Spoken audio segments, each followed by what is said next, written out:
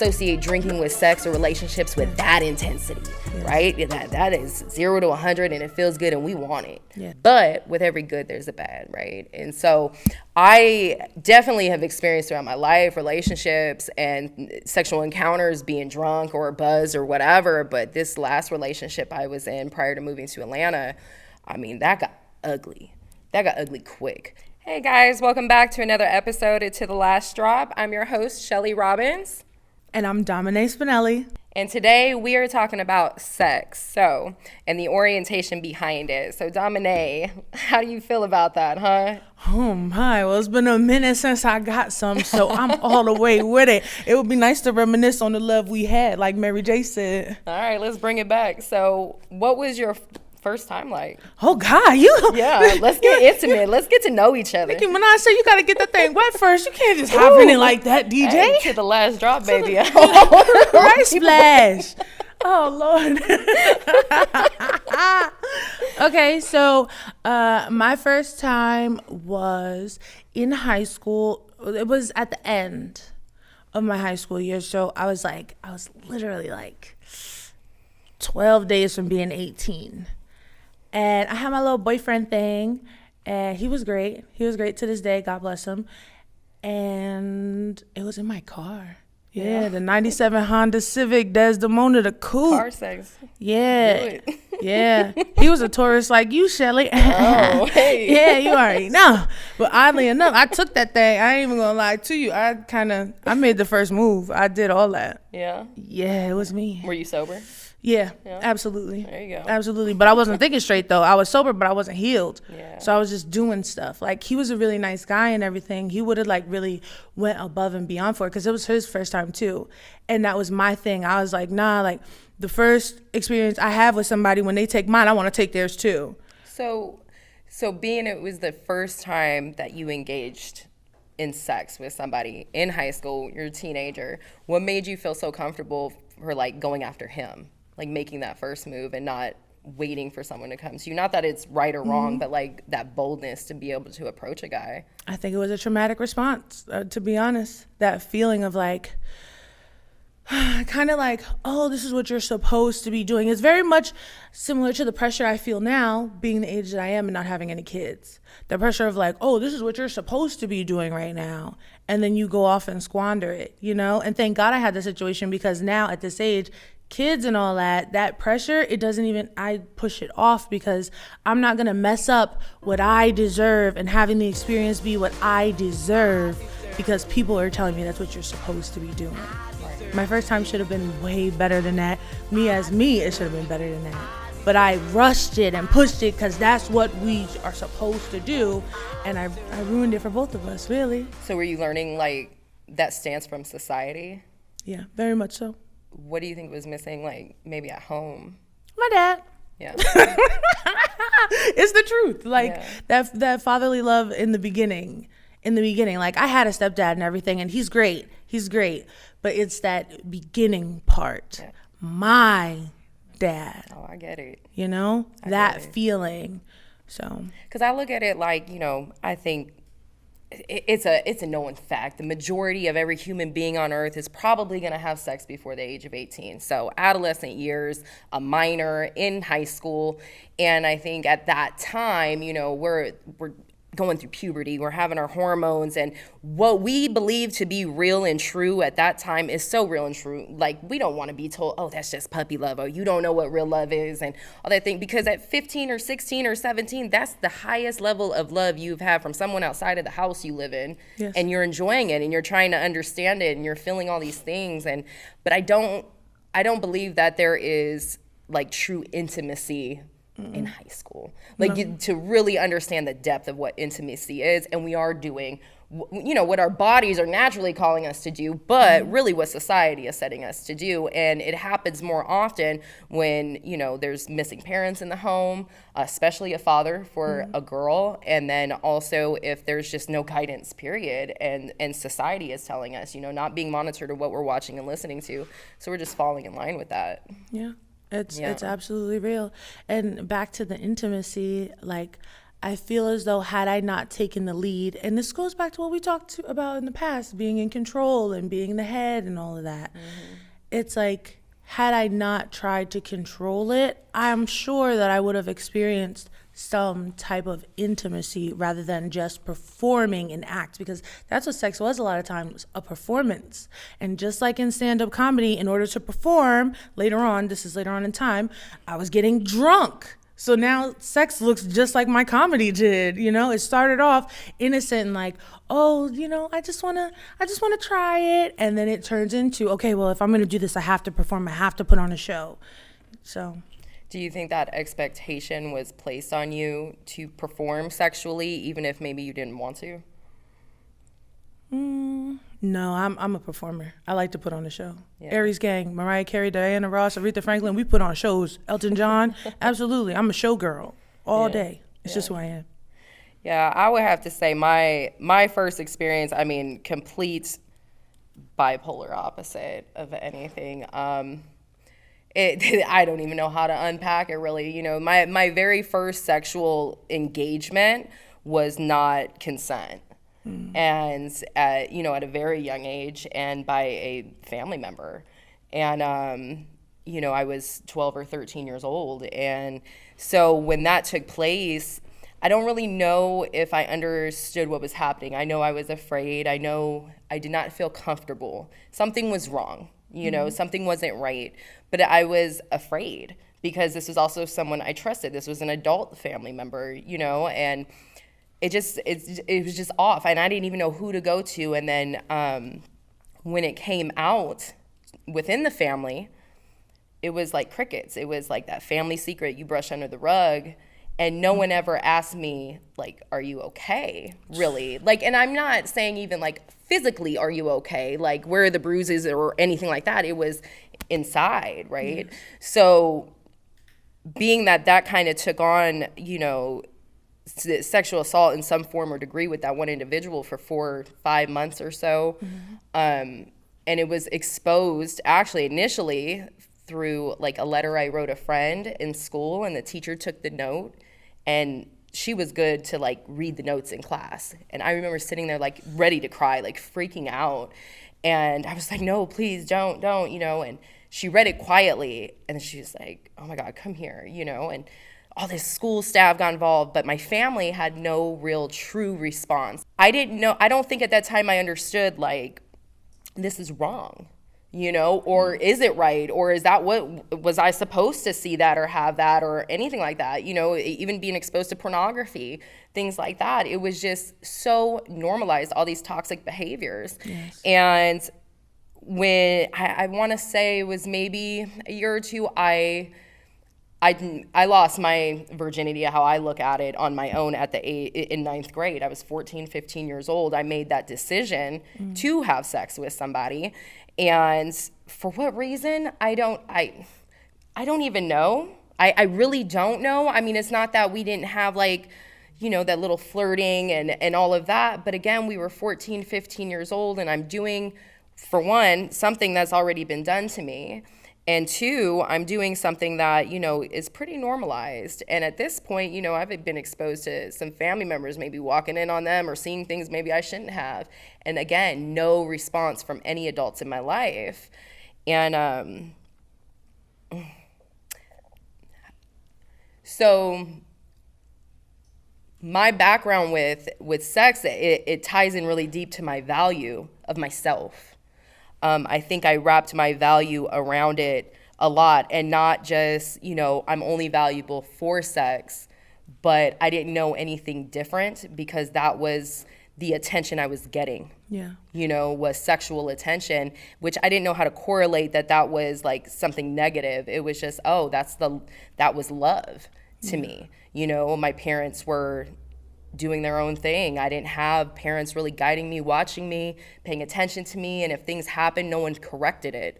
And so being 14, 15 years old and wanting that love or a father or guidance or anything, I think I sought older men, and I allowed things that I didn't know that I wasn't supposed to be allowed because I'm a kid, but things took place. And unfortunately, it moved into even more stuff that I don't really want to get into at this time. But yeah, it just moved into more abuse and things in that nature. So sex and intimacy are two very, very different things. And I learned being drunk or having a little buzz, being a little tipsy definitely takes the edge off of what that internal voice in me of what it felt like initially. And then also, hey, you know what, I'm drunk or I'm a little tipsy, a little buzzed.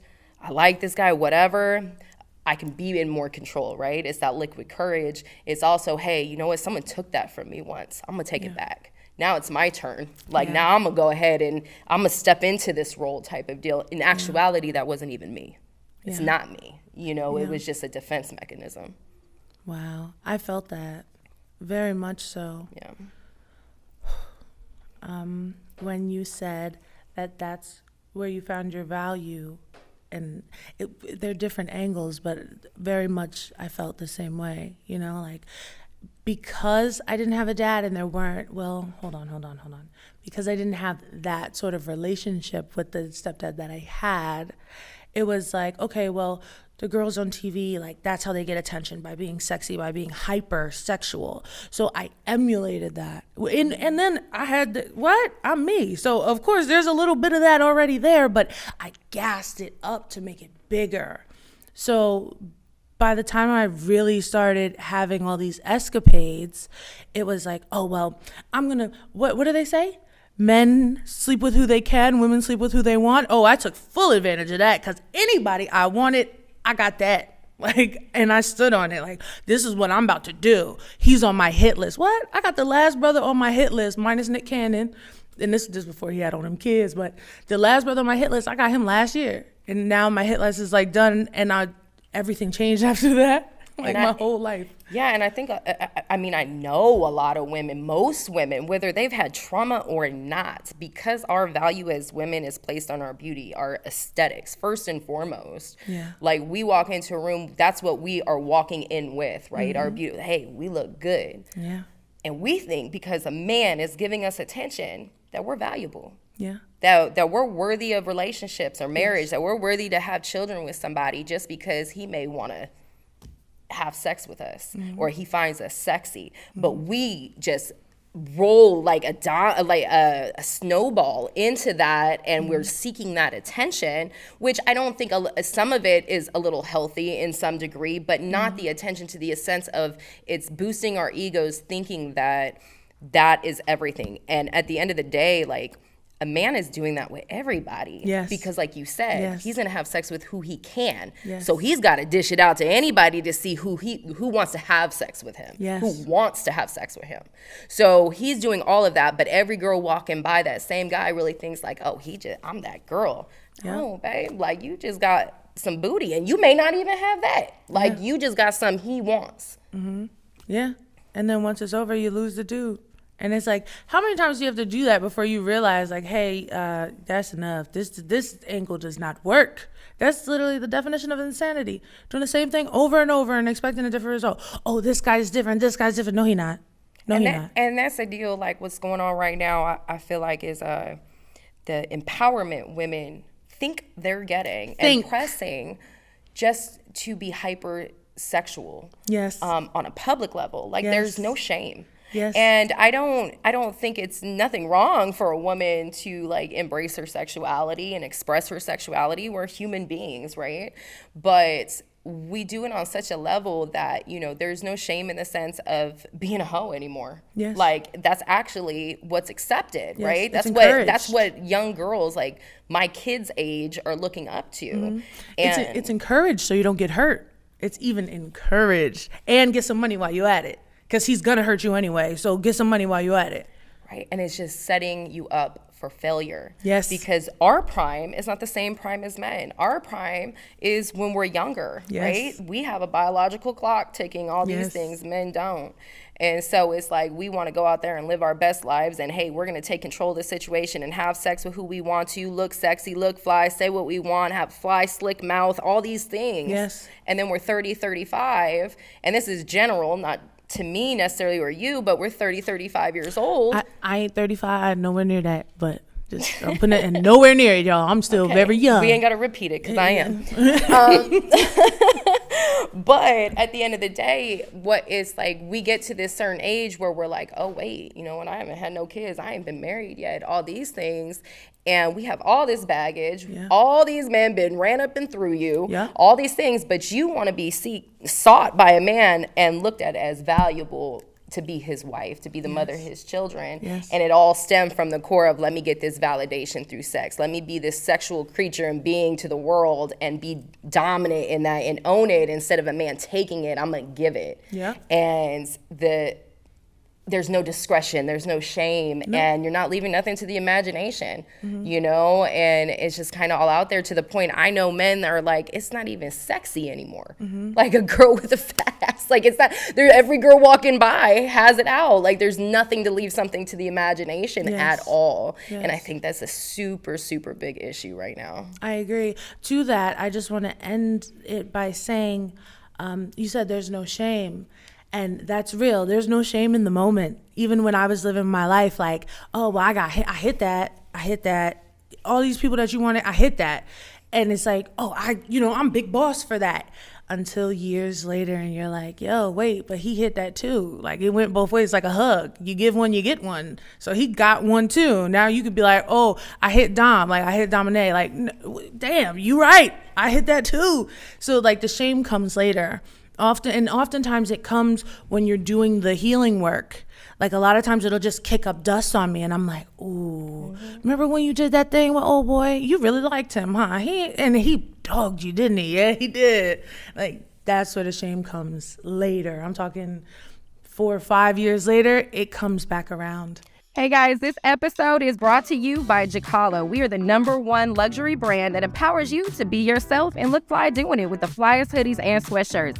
So go over to jacalo9.com or join us on social media at jacalo_9 to pick up your flyest hoodies and sweatshirts and rock the model with us. We'll be waiting for you over there. I wasn't out there like, oh, I just want to have sex, right? It was, I wanted love. Yeah. Same. I don't know what love is. Same. I didn't know what love was, especially from a man. Like my biological father died. My stepdad, when he divorced my mom, our relationship kind of split, even though I only knew him as my dad, right? So there's no male figure showing me love or anything like that. I'm seeking something naturally, subconsciously. And I know every engagement I've ever had with any man that was consensual, it was seeking, even if I knew it was in the moment, even if I was drinking or whatever, and I knew it may have been just a one night stand. I'm gonna put it in my mind in this moment, I'm being loved. It was almost like a recharge. Someone's holding me or someone's touching me, someone's being intimate with me, you know? And I was seeking that so much, but I didn't understand that then. You know, I really didn't until more recently, and you know, just even being intimate, sober, understanding something. Do you know how many times I have cried? Like it is ridiculous. Like because it is not even just the act of sex, and I don't think even someone who's fully healed is gonna sit there and cry through sex or anything like that. And I'm not saying I'm boo-hooing or anything, but it hit me differently because I'm not numb. And I actually feel something for you. You do something for me more than just this. And then we're expressing it physically. And like, there's just this eye contact, there is sensuality, there's intimate, all these things. And I'm like, whoa, I don't even know what this is. Oh, this is what this is for? This is what we do this for? Oh, okay. And that made it sacred to me. Like, I don't want to give my body nobody else. Like, nobody, you know, like what is the value you're bringing me, you know, in that degree? Like, where is it that we're meeting in the middle? Like, if I'm holding myself to this level, you know, as a caliber of woman, then who am I going to let enter my body?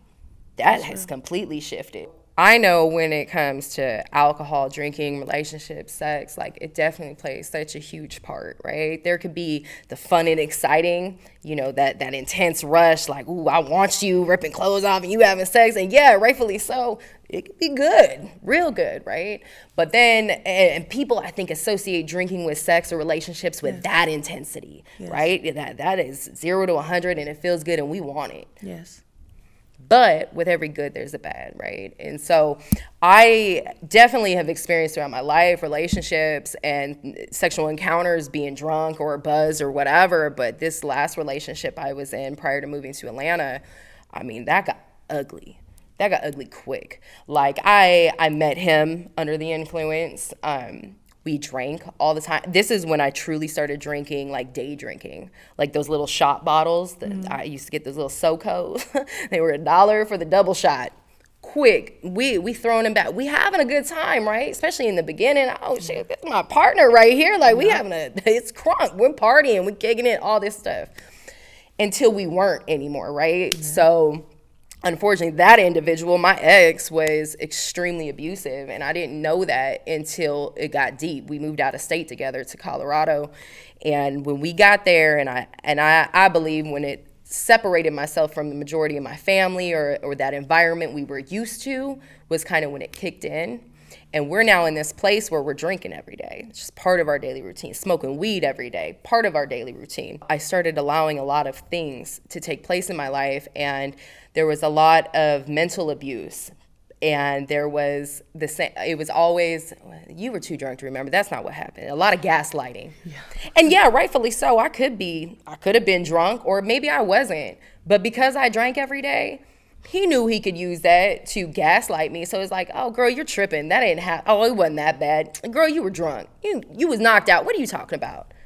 I'm like, what? And then now I'm thinking I'm crazy, and then physical abuse. And now I'm drinking to numb the physical pain, the mental pain, the emotional pain, and asking myself how I even got here. And even though I knew, like, I can't be here, I was so afraid to have, like, at this point, I'm 30, 31, divorced with 3 kids in my second relationship in my life. And deep down inside, I knew it wasn't going to work. But I was so afraid of that shame being brought on, because when a man is single, he's a bachelor. When a woman is single, we don't get that same level of, round of applause. Like, look at you, girl, single and out. No, like a old woman or something, And so I stuck around, and it kept getting worse and worse and worse. And that's what, like, even pushed me to rehab. Like, so many different times where there were so many physical altercations that took place under the influence. Me jumping in the car drunk, and him, bricks getting thrown through windows, me being pulled out of cars, my throat got cut. Like, it was severe, very, very severe. And I think my body was in so much shock for my reality, because my life ain't been all that great, and there was a lot of things I got to get over. But this, as an adult, when I thought I did healing at some point already, and I felt like, now I'm like, no, God definitely pulled another layer back to show me really what was going on. But at that moment, it was like, how did I get here? Yeah. And I knew there was going to take so much work, and I felt like I was just stuck. Drinking was my only solution, right? And then even days I didn't want to drink, he didn't care. Hey, he's going to drink. He's going to do what he wants. And now that is infecting me and my children and things like that. So it was this spiral of effects. And the last few weeks of me being in a relationship with him, like, he was very slick on how the abuse took place, where it was never on my face or anything. I could cover it up. And to the world, he was this great guy, like very funny and charismatic. You wouldn't think he was abusive unless you probably really knew him. But those last few times, he was socking it out. He didn't care anymore at this point, right? And so I didn't care anymore. And I got to the point where I was like, yo, if my life is going to be taken, then I'm going to take it before you take it, So now I'm drinking myself into an oblivion. Now I'm being reckless. And it's like war. And this is all under the influence, because sober Shelly, I just want to go curl up and, be loved. Yeah. I don't want no part of this. Yeah. Right? So that last time that took place, this is where I got this innate, like, I got to get out of Vegas. I got to go. And what got me to Atlanta, and that's also what pushed me to rehab, because even though I had got to Atlanta leaving that situation, that was like the after effects right? I still was drinking. I picked up all these habits, moved myself from that environment, but I picked up all these habits that continued on even into the next person I met, you know? But that person wasn't like the last person. And it made me reflect on myself, like, damn, now I'm the problem in the situation. You know, I'm not the victim. And that it just spiraled from there. But that relationship right there, I mean, I probably drank every day for 3 years. When you said the whole, I would, you're not going to take my life, I'm going to take my life. And that made me feel a lot like how I approached sex in general, of like, nobody's going to take anything from me, I'm going to take it from you, you know? And they're two totally different things, but the aspect of like us trying to take control really just put us down a rabbit hole where we had no control. Once you get to the bottom of that hole, or what you think is the bottom, you have no control anymore. Absolutely. Yeah. And you lose control. And ultimately, I mean, that I think is the escape we're looking for. We don't want the pressure, yet we want to control everything, yet we want to let go and not feel like we have any control, so we have something to blame it on. Yes. We don't want to stay in the present moment. We want to like all these things, right? But at the end, even if it takes a little bit more time, maybe it's not right there in that specific experience, but it's going to affect you later on, especially if it's happening frequently. And I don't think we don't look past today, you know, and yes, be in the present moment, but pay attention to what's going on, you know. Yes. We know right from wrong. Yes. We know what is affecting us, but it's easy to be in that victim state, right? And I mean, that's why I stayed for so long, because it was easier to hide behind social media, to hide behind my closed doors, post what society's expecting, you know, and then that's it. And everyone thinks everything is great, but really I'm getting my ass beat over here. Yes, that's real. The saddest time in my life is when I made the happiest videos, especially like Snapchat fam, the people who follow me for years, y'all know exactly what I'm talking about. The saddest time of my life. And it was like every day I had a new Good Morning World and everything just looked so great. And in reality, like, I was losing my mind. Like, had considered, you know, giving up and everything else. Yeah. And it is absolutely crazy that we believe it's okay. Like, it's just okay to be like that. Like, what made us get to this point? And so it was like, for me, like, 20 years of trauma in and out, 20 years of drinking. I'm 35 years old. And it's like, when does it end? And at the end of the day, I'm like, I'm the common denominator. Yes. In all my good and all my bad. Yes. It comes down to me, and it's like, it comes down to choices. Yes. You know, like, yes, this man over here could be very much so the reason I'm physically beat up, or I was sexually assaulted, or maybe financially in a stance, or whatever have you. But I chose to deal with that person. I made a conscious decision to keep that person around. Yes. And a lot of people don't get that deep. They just stay right there. Well, this person is doing X, Y, and Z to me, and they get everyone to hold their hand and hug them, and oh, it's gonna be okay, and all this, as if they didn't ask for that. But you attract who you are. And so after that situation, and when I got here, like over these last 2 years, on Friday it will be 2 years since I left Vegas and drove out here. And so it's like these past 2 years, it's just been an amazing journey in the sense of understanding and getting to know myself. Like, why do I do the things I do? Why do I find myself in these situations? Because again, I'm the common denominator. Yes, yes. Another thing that you said that resonated with me was when you spoke about him gaslighting you and like, oh girl, you was drunk and all that kind of stuff. One of the beauties that I find in sobriety is that even with family, nobody can tell me what happened. I'm fully cognizant of what I said, what I did, how I felt in that moment, and I can recall it for you in a heartbeat. All those years of running away from my problems, I was having interactions that I wouldn't remember the next day. So when I was in my domestic situation for that little fling, I wasn't even with the dude, and he couldn't keep his hands to himself. It was like, I had seen that aspect happen before that. I had gotten my forewarnings, that, oh, girl, that didn't happen. There was times he would do it just to F with me, which is how I should have known there was something with him the whole time. Like, oh, girl, you didn't see that train coming? Like, but there ain't no damn train coming. What are you talking about? Yeah. It was they insert little things, and just so that they feel like they have control of your brain, and then they do what they want with your body. And that's whack. Yeah. So not being sober it gets you there faster almost, because you're already in a cloud. Literally, you can ignore all the red flags. You can ignore everything consciously. That's probably not right. And if I seen someone else doing it, I'd probably tell my homegirl or my sister or my mother, whoever, you sure you want to deal with that, right? Yeah.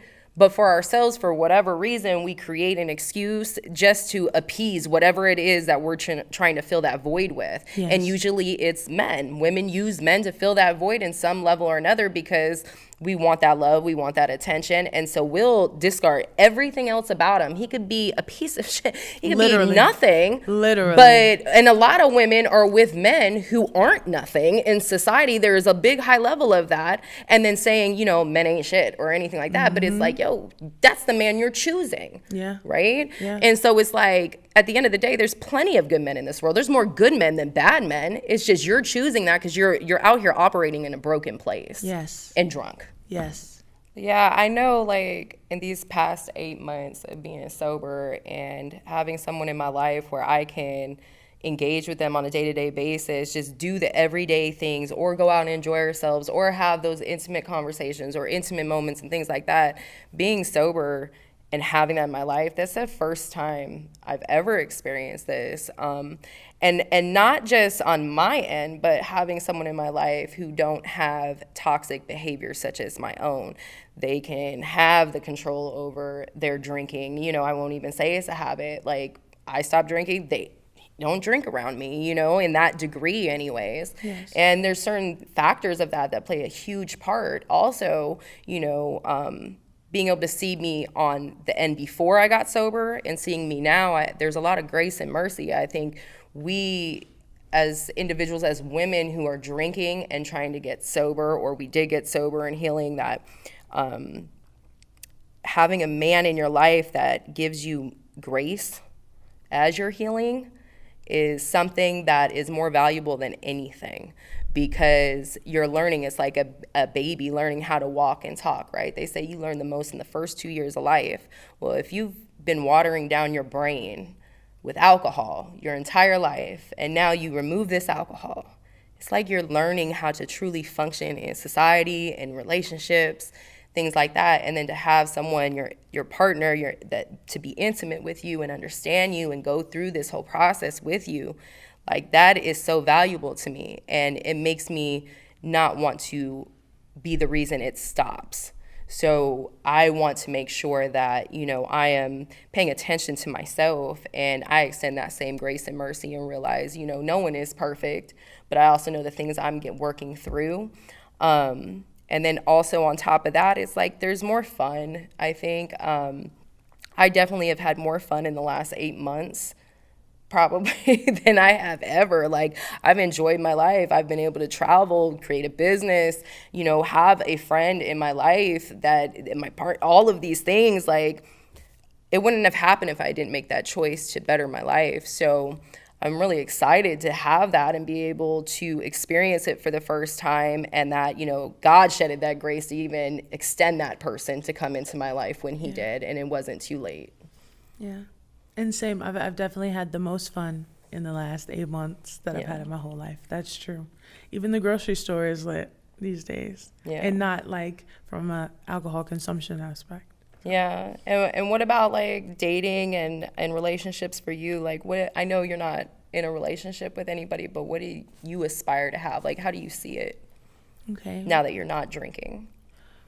Well, I have a great radar for good guys. Like, I can spot them. I've had really positive relationships.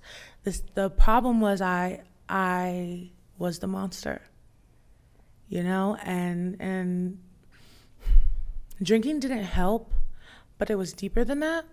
And that's why I chose Mount Sinai, because there's a mental aspect, there's a history aspect that drinking is just a symptom. Thanks. Drinking is just a symptom of something deeper. So after rehab, I was in a relationship that was very genuine with a great guy, and I just still couldn't heal whatever it is. I couldn't get it. I just couldn't grasp it. So, like, now I'm just focused on myself. I'm focused on really building myself and my brand, and whatever's supposed to happen is supposed to happen. If he's supposed to come back around and God tells him to, like, that's fine too. If not, my husband is on his way, but I got to get right now. Right. And with me getting older and everything, like, I want to get my career going. I am not worried about this. I've seen places in the world I never expected to go to for the low on other people's blessing. Like, and now that I'm in a financial place that I just want to keep doing that. You know, and these days I spend more time alone. Like I said, I love being with me. Oh my gosh, I'm my biggest fan. I love being with me. So I need to just keep enjoying that part of me, because once I am gifted with my husband, I would like to be a family and make a family. So I'll never be with me again. So I am enjoying this part of being with me right now. As you should. And I over the last year or two, I heard this saying, the be, do, have, right? And it was implemented in like career-wise, professional, but it's really in anything you want. Most people want to have this thing in life, whether it's relationships, the job, the family, whatever, right? You want to have that. So you figure out what you need to do to have that. Yes. But you need to become the person to be able to do the thing to have what you want. Yes. And that part right there is like what people miss. They miss that step. Yeah. And I think it's like where we're at, where you're at is that becoming and learning yourself and figuring out who you are so you can be yourself and be okay with that and walk in your truth and be confident in who you are, so the world's not telling you who you are. Yes. And then that way, you're walking with that energy and attracting naturally your tribe of people, opportunities, experiences, and eventually your spouse. Yes, and that's what I'm being patient for right now. As I said before with the whole, I think it was the last episode with drinking, God told me, he said, and I'll never forget it because I heard it, he said, if you want to be who we know you are, you got to get sober. And I did that. I came through on my end of the deal. And now he's coming through on his. And I'm starting to look more like who I always knew I was. My vision boards, I have a vision board from like 2016, 17, that things are coming off of it. And it's like, oh my God, you did that. Your body looks like that now. Like, you have that. You own that. You've been there. And I'm taking it off and I'm like, whoa, like, imagine what can happen if I just stay obedient to what we decided we were going to do that day with my head in a toilet bowl. Like, whoa. Absolutely. All right, well, I'll drink to that, Dominique. I know that's right, Shelly. It's good, ain't it? It is. So what are we sipping on? What? This is that sparkling blackberry Izzy. These are my jam. Yeah. It's no added sugar, no preservatives, not a lot of calories, real light on the tongue. They make it in this blackberry flavor as well as a grapefruit flavor. And I love it. It just does it for me. And you get that bottle effect again. If you like to drink your beer, you can supplement it out with this. You still have the same hand to mouth feeling of like, oh yeah. And you are your buzz. You are the buzz that you're seeking. So, and drink to that too. Cheers. Hey. Cheers again to the last drop. Pinky out. Fun fact of the day, pinky out, it doesn't make you fancy, actually. I actually have to stop doing that in the future. Pinky out, it comes from I think England. Royal people used to drink with their pinkies out. Why? Because they had syphilis and their pinky got stuck. So the joint is stuck. So yeah, fun fact of the day. Don't get syphilis. Well then. I know that. So what's your last drop? Syphilis is the last Don't drop. drink and have sex. Pay attention. Use protection. Oh my God.